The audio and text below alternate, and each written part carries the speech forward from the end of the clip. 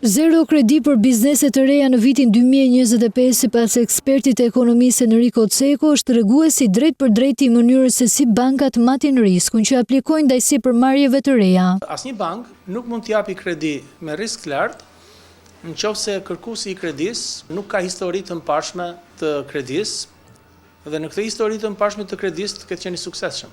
Pra që ta ketë paguar kredin në kohë brenda fateve dhe në shumën që ka marrë kredin, kolateralin dhe gjithë interesat.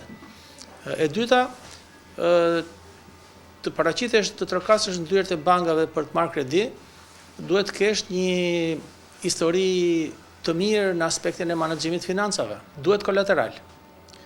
Bizneset e reja, bizneset e vogla, në përgjithësi asnjë nga këto kushte nuk e plotësojnë. Edhe pse gjatë vitit që lan pas u regjistruan 21.000 biznese të reja, kjo nuk ka ndikuar në ndryshimin e qasjes së bankave.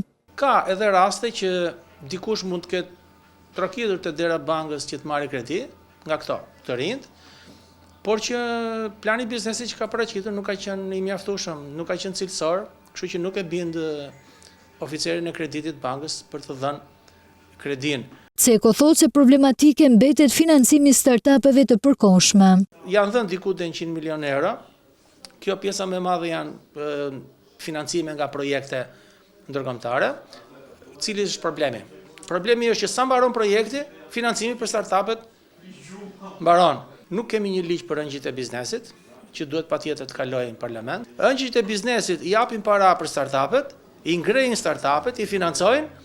Eksperti ekonomist vlerëson se financimi i startupeve nuk është vetëm çështje e bankave, por një ekosistemi që duhet ndërtuar me mençuri dhe vizion, ku idetë e reja të kenë mundësi të realizohen.